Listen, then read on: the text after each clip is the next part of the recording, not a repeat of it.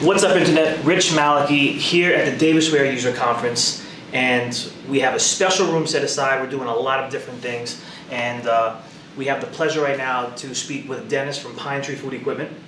Dennis, how you doing, Rich? How are you? Good. Say hello to the Internet. Hey, Internet. And we're at a conference where we're both in the same industry. Yes. You guys are up in Maine. Absolutely. Of course, shout out to Gary, the hey, man, and Dan. And so we're in the same industry. So I like to talk to people in the industry that are in different markets. Mm-hmm. And I would love to talk a little bit about Maine and the market that you guys are in. And what is the business aspect of the industry up there?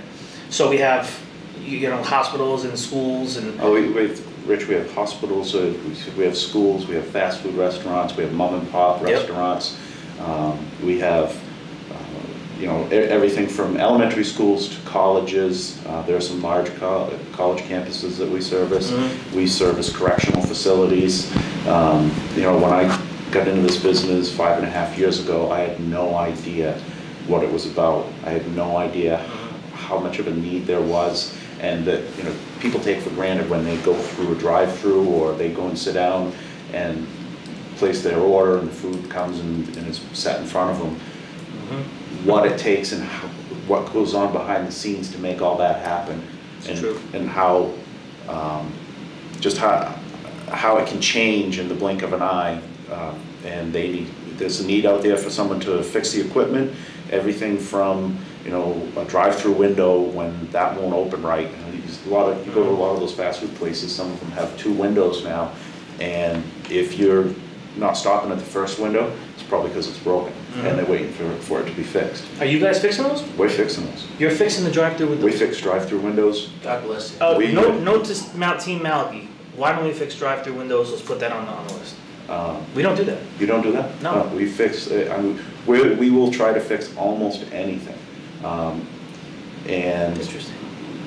And that's just a small piece and it stands out in my mind as something I never thought of. Mm-hmm. And when you go and you order a coffee from a Starbucks or a Dunkin' Donuts, and it comes out and you taste it and you're like, whoa, that's really sweet. I didn't think I had that much sugar. Mm-hmm. There's a possibility that what's dispensing the sugar inside that restaurant is malfunctioning. It's not pouring that in just right. Yeah. And there's a lot of little technical pieces that make those things work. And then the flip side of it, you go into a kitchen and the exhaust hood and the motors and that, if that's not drawing the right amount of air, that creates extra heat for the people that are working in that kitchen. Mm-hmm. It also affects the amount of grease that's being dispersed and not being handled properly. Yep. The grills, if they're not calibrated just right, or they have a part that needs to be replaced, that can change everything. And their cooking times, their ability to plate the food when they want to, yep. And that affects their customer service. So and when I first started, I didn't know anything about it. I was one of those people took for granted, just exactly what it takes to make it happen. People don't realize that this business industry even exists. That's why I've been talking about it so much on YouTube and LinkedIn, and having industry people like you here with me to talk about it and promote it. It's so crucial for the next generation. I talk about the next generation all the time. Well, and one of the things that we are working on in Maine is educating and working with our community colleges, the trade schools, to get the word out that kids that are coming into those programs, they don't know what they want to do, and they don't know that we exist. Yes. They have the skills to do what we do and do it very well. They just need to tweak their training and education programs a little bit, and they can make it happen. And there's a whole industry out here for them to come into. Booming. And it is very, very booming. People like to go out to eat. They like the convenience of the things that we work on. And think about how, I was talking about the importance, at hospitals. Mm-hmm. When the dishwasher goes down, I mean, that's like 911. Because Absolutely. they have patients that the last thing they want to do is put anything on paper or plastic to them. Nursing homes, it's the residents that are in those facilities, if they have to switch to paper for days, it's a big expense that's unplanned. Yeah, and it's just, and it's a huge inconvenience. It's extra labor for their people. Yeah. That's just what I talk about. I brought that up because our jobs are important. Absolutely. What we do is important. We keep the food service industry moving. And our goal is to go out with the right parts, the right training and education for our technicians, the right equipment, and fix that piece of equipment the first time. Yeah. If we can do that, we are doing our best service for them, and that's what they want. They're going to call us back. In Maine, we have a little bit of a unique situation because, as Gary likes to say, we're on a dead-end street. You know, there's we don't have another state on the other side of us. On the other side is Canada and the ocean, and so the ability to draw from those areas, whether it be for things shipping into the state or, and Maine's population is not that high, but it's a large geographical area to cover. We cover the whole state and parts of New Hampshire. Okay, a lot of area. Yes, it is. How many guys do you have now? We have almost 30 technicians. Almost 30 technicians. Almost 30 technicians. Wow, you And guys we have grown since last time I heard. And we have 3 offices, 3 locations. Yeah. One in Brewer, one in Gray, and one in Saco. Okay. So, and all 3 have inventory stock that we have on our vans, our main warehouse. And you're directly responsible for a lot of that. Yes.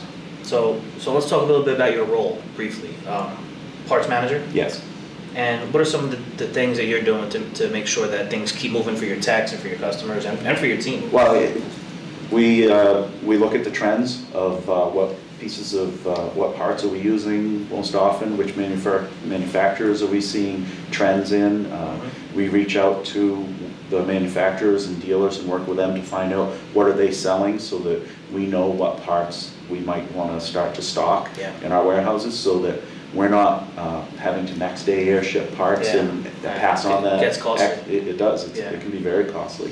So if we have something on hand and can either take it with us the first time because we know ahead of time that based on the complaint of what's wrong with the piece of equipment, we might be able to take that with us and fix it. Again, first time fix is very important. When we show up and we have a part and we can fix it, we really look like heroes to the customer. And you know, you can see testimonials on Pine Tree's website, on a manufacturer's website, dealers about how well that equipment works and how well it's being serviced. You know, you mentioned the medical aspect of it. Another thing that we're starting to get into is that's very, very important is refrigeration for certain medications or samples that they test if it's a temperature controlled environment. That is something that when you think of food service equipment, you don't immediately think of that. But it's all the same thing. It's just in a different different capacity. Different capacity, different industry, but it ties right back to what we do. And so we are starting to work on some of that too. You know, one cooler might say Pepsi on it, and another one might say a different brand and have some slightly different temperatures or the way they adjust them and keep track of them. But largely, you know, the purpose is the same, and they have compressors and evaporators and all those things. They function relatively the same. So so you know, the industry is, of course, the one thing that I talk about often too is, and we all talk about it, finding technicians. Yes. It's very hard. Challenging. So I haven't gone to high school. I do have some young guys training. Is there anything you guys are doing up in Maine to?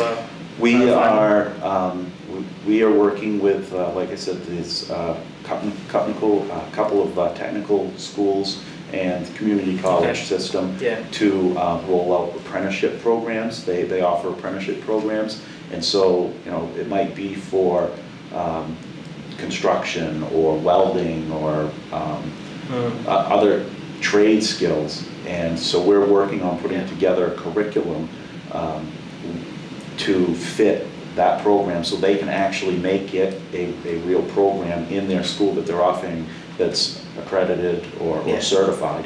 And the kids can, you know, when they get out of high school, they can get scholarships for, go into that, and not just learn the skills and then go out and find a job doing something they may not really like.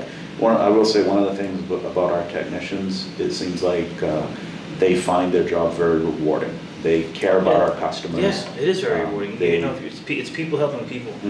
You know, you have that feel-good moment at the end of the day when you got someone's walk-in refrigerator or freezer back online. They didn't lose $10,000, $20,000, $30,000 of product. They're back to business. And sometimes these are small businesses, and sometimes, you know, these are people's families, and this is how they eat. So absolutely. Making sure that they're up and running. I mean, it's just one of the other feel-good moment at the end.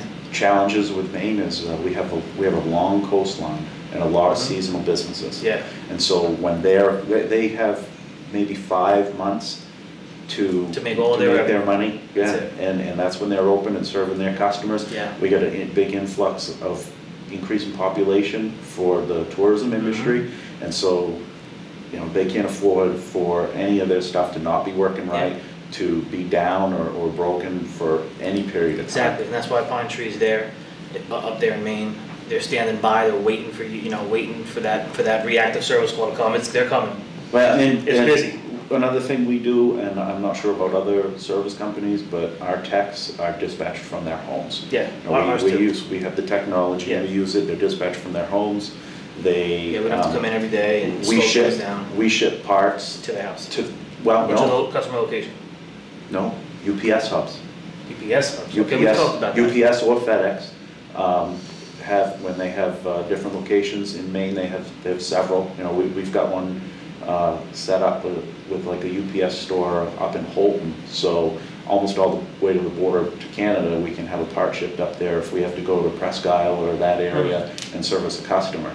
That way, if the technician is going up there and he needs a part, we can plan ahead and ship the part ahead, or ship, like I said, look at the equipment history and know what it might be. And if it's an auto part he already has on his truck, we can ship it there and, again, get that first time fixed. Yeah. Because some of those drives are 2 hours north of our most northern office, some of them are 4, depending on where he's going. So that's a lot of windshield time to have to turn around and go back the next day or a couple days later. Yeah, that's the difference in markets, I think, which absolutely. is people don't realize.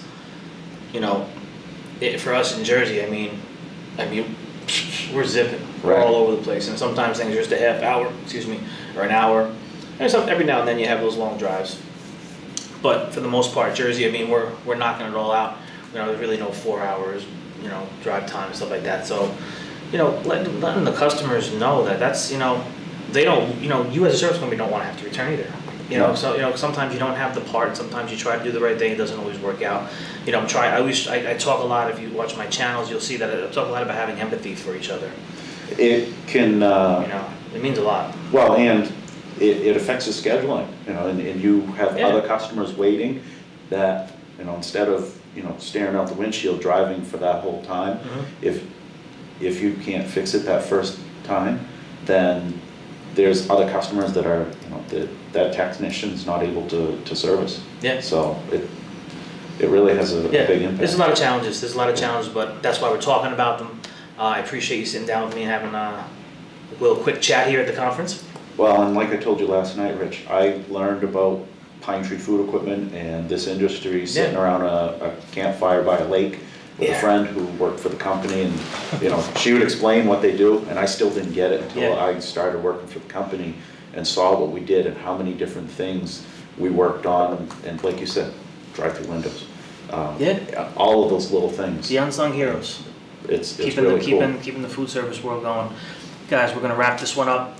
Appreciate you being here. Absolutely. Hit the like, the comment, the subscribe, the share, all that good stuff. We're bringing you videos throughout the industry, and we're not going to stop. So I will see you on the next video.